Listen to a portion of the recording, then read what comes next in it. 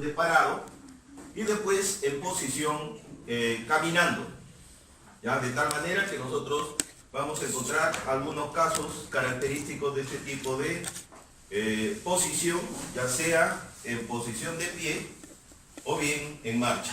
Entonces, habíamos hablado de las características que tenía este tipo de paciente, que estaba siempre apoyándose de un bastón, ya que era un paciente con una hemiplegia. Ya la característica propia de estos pacientes es utilizar siempre un bastón. Cuando nosotros hacemos caminar a este paciente con hemiplegia, puede presentarse dos casos. Uno, que el paciente cuando va a caminar va a ser de que la pierna, ya, que está afectada, va a hacer arcos, o sea, va a caminar y va a hacer esto. Camina y hace como unos semicírculos, ¿ya? Este tipo de marcha que tiene este paciente con hemiplegia se le llama la marcha en... ¿Cómo se llama esa marcha? ¿Ya? ¿Cómo se denomina esa marcha del paciente así, haciendo arcos? Lo hicieron en impresión general. Se denomina una marcha en draga, ¿ya? Una marcha en draga. De tal manera que esa es una posibilidad, ese paciente está caminando lentamente de esa forma. Pero ¿qué pasa si a ese paciente lo apuran? Si a ese paciente lo apuran, ya no va a hacer ese tipo de marcha. ¿Por qué? Porque lo van a jalar o va a correr y al momento que corre ya esa pierna que no puede levantar porque está paralizada, lo que va a hacer es jalar la pierna. Entonces el paciente ya no hace la marcha en draga, sino jala prácticamente esa pierna. Entonces ese es el tipo de marcha que tienen estos pacientes con hemiplegia. Luego tenemos la otra marcha del paciente con Parkinson. El paciente con Parkinson tiene un gran problema al caminar. ¿Por qué? Porque pierde su centro de gravedad. Si ustedes se dan cuenta, miren este pacientito acá, así esté con hemiplegia, su eje siempre es el mismo, este es su eje corporal. Pero en el caso del paciente con Parkinson, ya su cuerpo se va hacia adelante, el centro de gravedad está hacia adelante. Entonces, de tal manera que estos pacientes cuando caminan, además de estar con sus brazos pegados al tronco y con temblores o sacudidas, lo que va a pasar es de que este paciente al irse hacia adelante va a caminar lo más rápido posible. Se le vence el cuerpo y camina rapidito, pasos cortos pero rapiditos. Entonces, esta es la marcha que tienen estos pacientes con Parkinson. Y luego tenemos al paciente con ataxia cerebelosa. Ya le mencionaba de que el cerebelo es el encargado de la marcha en un paciente. De tal manera que si hay un cerebelo que por ahí ha tenido algún problema con relación a irrigación, es altamente probable de que el paciente comience a sufrir al momento de la marcha. Cuando este paciente está parado, lo que hace es estar siempre con las piernas separadas, porque si la junta, se cae. ¿Ya? Entonces tiene que estar con las piernas separadas y va a estar oscilando el paciente. ¿Ya? Pero cuando este paciente ya camina, igualito va a comenzar a caminar con las piernas separadas y de forma oscilatoria. ¿Ya? Entonces, este es el tipo de marcha que se denomina la ataxia cerebelosa. ¿Ya? Ataxia quiere decir sin marcha o marcha alterada que tiene este paciente. ¿Ya? Y luego tenemos los pacientes que hacen polineuritis. Los pacientes con polineuritis, al momento que levantan los pies, el pie queda colgado. ¿Ya? Generalmente se le asemeja a los caballos de paso. ¿Ya? Por eso es que algunos autores le llaman a este tipo de marcha, marcha en estipaje. ¿Ya? O la marcha equina. ¿Ya? Porque tiene esta característica. ¿Quiénes son los pacientes que sufren de esto? Son los pacientes que consumen mucho alcohol. Ya son los pacientes que beben demasiado alcohol, ya comienza a dañarse unos músculos que están en la parte posterior. ¿Ya? Estos músculos vienen a ser los peroneos. ¿Ya? Entonces, vamos a observar este tipo de marcha en estos pacientes. Levantan la pierna y el pie queda prácticamente colgado. Marcha del paciente con polineuritis periférica. Marcha equina o en estipaje. se muestra el momento que el paciente levanta la pierna y queda el pie caído al no responder los músculos peroneos. Entonces, los músculos peroneos son los que están fallando en este tipo de pacientes. No están siendo bien inervados, no están siendo bien controlados este tipo de músculos. ¿Ya? Entonces, esta es la característica que tienen este tipo de pacientes. Luego comenzamos a evaluar la posición en decúbito, la posición de acostados. Hay pacientes que no pueden dormir echados, porque si se echan estos pacientes no pueden respirar. Entonces estos pacientes tienen que dormir sentados. Entonces estamos hablando de este tipo de paciente. ¿Ya? Este paciente que no puede ya dormir en posición de decúbito ni echado es el paciente que sufre de ortopnea. Estos pacientes solamente pueden respirar cuando están sentados, cuando están parados, ¿ya? Si no se ahogan prácticamente, ¿ya? Esta es una posición de ortopnea. Luego tenemos que lo normal, ¿ya? Lo normal, hablamos de lo normal en que el paciente tiene un hábito de dormir. Y generalmente el hábito de dormir es esta posición. Esto es lo más frecuente. Si ustedes agarran y analizan cómo duermen normalmente, casi siempre ocurre esto. Ya ustedes duermen en posición de cúbito lateral, ya sea derecha o izquierda, o se están acomodando de acuerdo a esto. Pocos son los pacientes que hacen este decúbito dorsal. ¿Ya? Generalmente el paciente que está en esta posición de decúbito dorsal es porque tiene algún problema, algún dolor a nivel abdominal, como los pacientes que están con cálculos biliares, o los pacientes que están con peritonitis. Estos pacientes tienen este tipo de posición, ¿ya? Y luego tenemos el otro tipo de posición que es el decúbito ventral, que está ya con estas características. Luego tenemos la posición, hay una posición en la que duermen los pacientes, ¿ya? Es esta posición, en la cual se echan, y al momento que se echan, las rodillas tratan de pegarla bastante cercana al tórax, ¿ya? Este tipo de pacientes, sí. Bueno.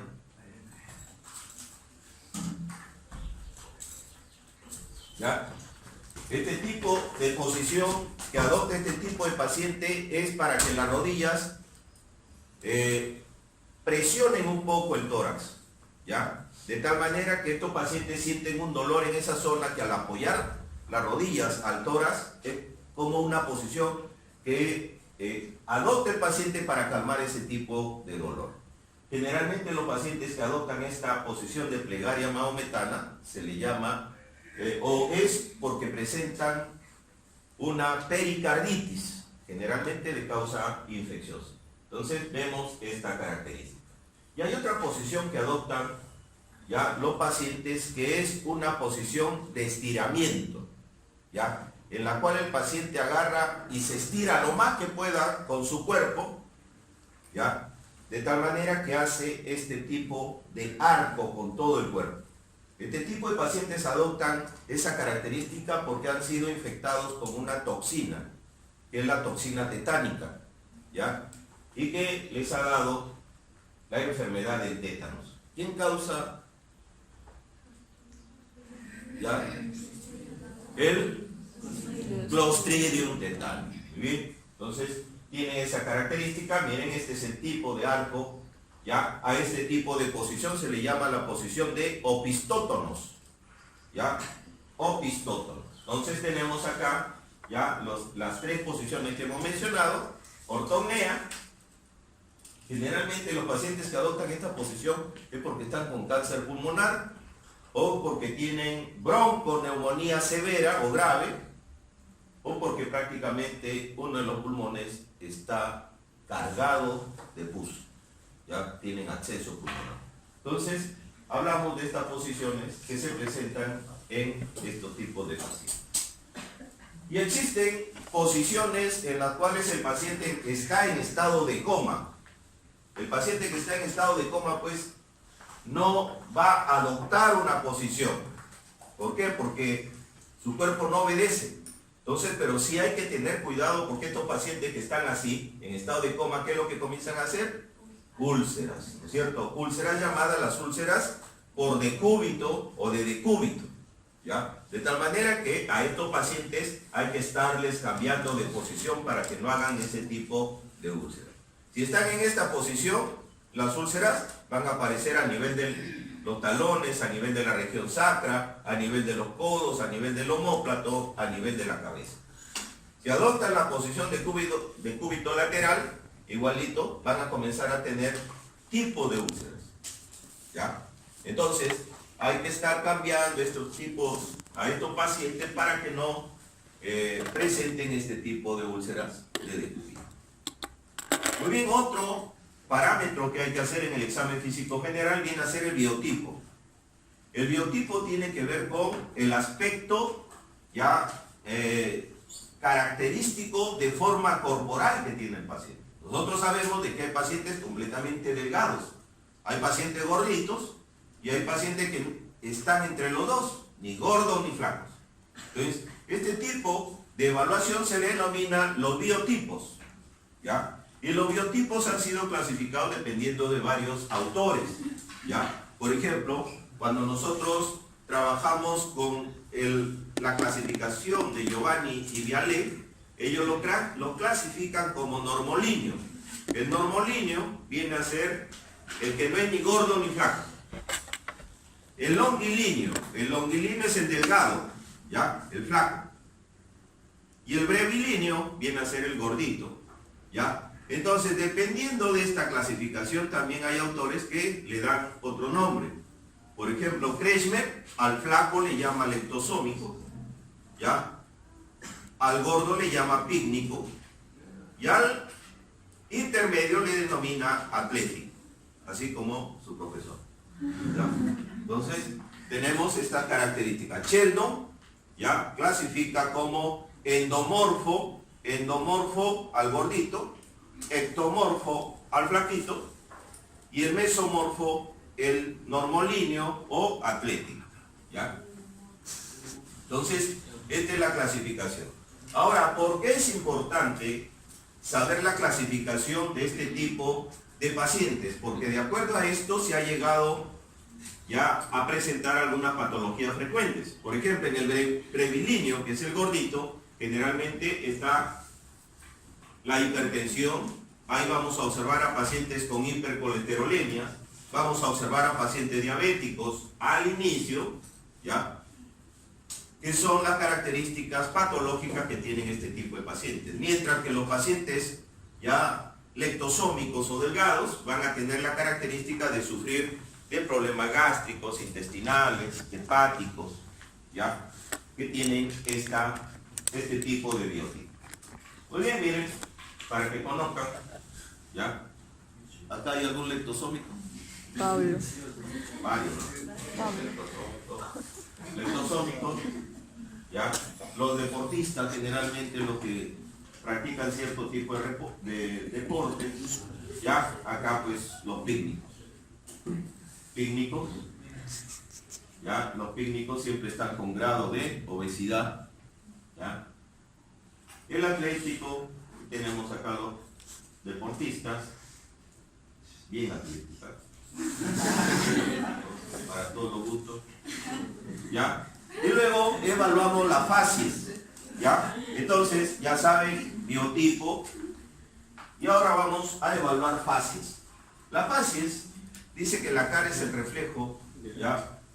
De cómo está funcionando el organismo. Otros dicen que la boca, ¿ya? Pero de todas maneras hay ciertas consideraciones que nos llaman la atención en la facies, ¿ya? De tal manera que cuando nosotros vemos a nuestro paciente, su cara nos puede reflejar algún tipo de molestia o enfermedad sistémica que pueda tener el paciente, ¿ya? Se refiere al aspecto de expresión de la cara. Y es más, ustedes hasta se pueden dar cuenta cómo está el estado de ánimo de ese paciente, ¿ya?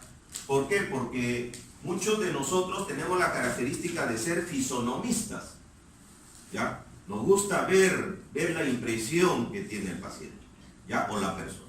Entonces, a medida que transcurre la entrevista médica, es posible captar por la forma como el paciente se expresa y por su semblante, si está sereno, angustiado, depresivo.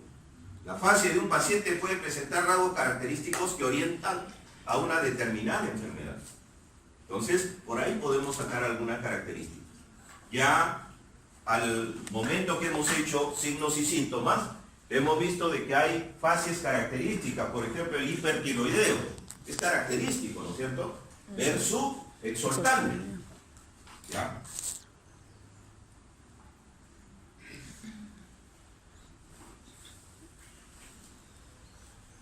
El paciente con lupus, ¿ya? El paciente con Parkinson. Entonces, son fases características que tienen este tipo de pacientes. Miren, esta cara, una cara bastante tosca, ¿ya? No digan feo, no es feo, es tosca la cara. Tiene los pómulos bastante agrandados, una mandíbula bastante grande, labios gruesos, nariz ancha, arcos supraciliares agrandados, característico de un paciente con problemas de incremento de la hormona del crecimiento, y que, como se ha presentado cuando ya se han cerrado los cartílagos de conjunción, ya se le denomina la acromegalia. ¿Ya? Ojo que esta enfermedad es muy frecuente, no solamente crecen ya los huesos a nivel de la cabeza, sino también crecen otros órganos y otros huesos, las manos, los pies, el hígado, el corazón, ya, el páncreas, ya, son órganos que generalmente se ven afectados por este exceso de la hormona de crecimiento. ¿Qué es lo que tiene este paciente? ¿Qué es lo que tiene este paciente? Un tumor a nivel de la glándula hipófisis. ¿Cómo se llama ese tumor? Un adenoma hipofisiario. ¿Ya? Entonces se caracteriza por la prominencia de la mandíbula. Estos pacientes tienen una lengua grande, una macroglossia, protrusión del hueso frontal, rasgos toscos por crecimiento de huesos y tejidos blandos. Se encuentra en tumores hipofisiarios. A eso se le denomina el adenoma hipofisiario. ¿Ya? ¿Qué es lo que se tiene que hacer ahí? Operar a este paciente, porque ese tumor puede crecer exageradamente. ¿Ya? Y como está en base de cráneo, es una operación de alto riesgo, ¿ya? Para poder llegar hasta esa zona. ¿Dónde va a estar metida la glándula hipófisis? En la silla turca. En la silla turca. ¿Bien? Entonces miren estas características de estos pacientes con facies acromegálicas. Miren la mandíbula. ¿Ya? Cuando ustedes le ven sus manos de estos pacientes, son completamente grandes, mucho más los pies. Parecen esos tamales chinchanos de 10 horas. ¿Bien? ¿Ya? Entonces tenemos los rasgos ya característicos de estos pacientes con acromegalia. Miren, bastante tosco.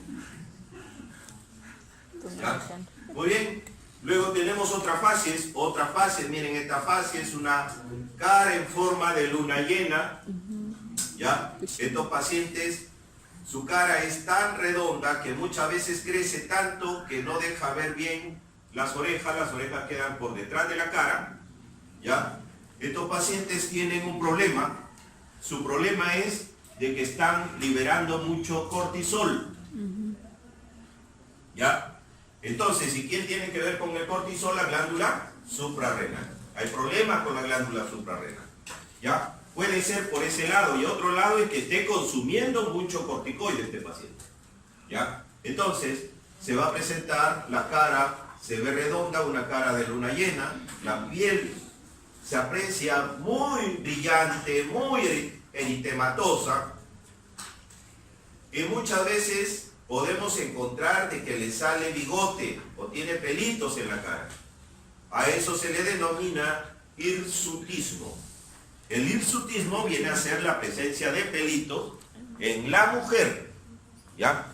La mujer no debe de tener bigotes, pero si le sale es porque por ahí debe haber un exceso de cortisol. ¿Ya? Entonces, se presenta este caso, ya se ven cuadros asociados a exceso de corticoides. ¿Quiénes son los que consumen corticoides? Los pacientes con enfermedades autoinmunes, ¿ya? Como lupus eritematoso, como tiroiditis de Hashimoto, como los pacientes que tienen ya artritis reumatoide, ¿ya? Entonces van a tomar esta característica. facies en forma de luna llena.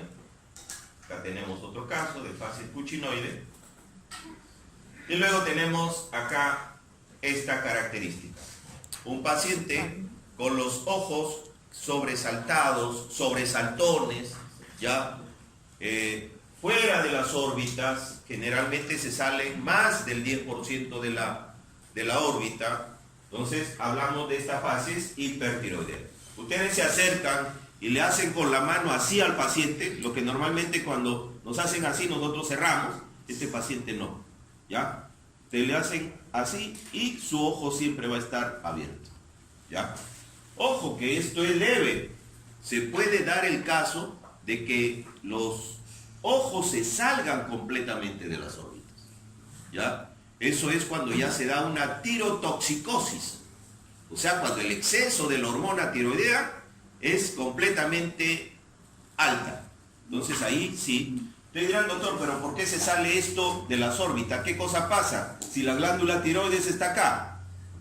Lo que pasa es que la hormona tiroidea controla todo el sistema muscular, todo el sistema nervioso, ¿ya? De tal manera que detrás de los ojos nosotros tenemos un nervio, que es el nervio óptico. Y ese es el que comienza a agrandarse. Se agranda, se agranda, se agranda, hasta que protruye el ojo. Pero ojo que estos dos tienen que ser paralelos. Los dos ojos son los que se salen de las órbitas. Es bilateral. Pero si solamente se sale un solo ojo, no es una facies hipertiroidea. Tiene que ser bilateral. Si es un solo ojo, es porque puede tener algún tumor exclusivamente en ese ojo, ¿ya? Entonces tiene que ser siempre ya bilateral. Se caracteriza por una mirada expresiva que está determinada por una ligera retracción del párpado superior. En algunos pacientes existe exoftalmo, protrusión de los globos oculares. Esta viene a ser una exoftalmia en este tipo de pacientes, ¿ya? Al solicitar al paciente que siga con la mirada el dedo del examinador, desde arriba hacia abajo se hace más notoria la esclera del ojo entre el borde superior del iris y el borde del párpado superior. Este signo se le llama el signo de Grafé, ¿ya? Entonces, nosotros le decimos al paciente que con el dedo, ya que sigue el dedo, comienza a bajar y la esclera se le va a observar mucho más en este tipo de pacientes. A ese signo se le llama el signo de Grafé para el diagnóstico de hipertiroidismo, ¿ya? La facies hipertiroidea, miren esta mirada, ¿ya? El signo de Grafé, miren cómo se le observa mayor cantidad de esclera. Tenemos la otra facies, lo contrario, la facies hipotiroidea. El paciente hipotiroideo tiene otra característica. La característica del hipotiroideo es que es un paciente también con incremento de peso, ¿ya? Mientras que el hipertiroideo es delgado, el hipotiroideo es gordito, ¿ya? Nosotros vamos a encontrar de que en el paciente con hipotiroidismo los párpados generalmente están como, miren lo que les voy a mencionar, están como edematizados, ¿ya? Pero en sí no es edema, porque ese edema no hace fobia. Entonces, ¿qué cosa almacenan los párpados? Almacenan mucopolisacáridos. Es por eso que ahí ya no se llama edema, sino se llama mixedema, ¿ya? Porque acumulan mucopolisacáridos. Entonces, la facies hipotiroidea también se le denomina mixedematosa, ¿ya? Destaca la poca expresividad del rostro, asociado a rasgos abotagados, ya como hinchados, aspecto pálido, amarillento, piel áspera. La piel del paciente hipotiroideo, ya toda la piel es gruesa, ya es tosca la piel, áspera, pastosa, pelo escaso, edema periorbitario, ese es el edema que le menciono de los párpados, y macroglosia.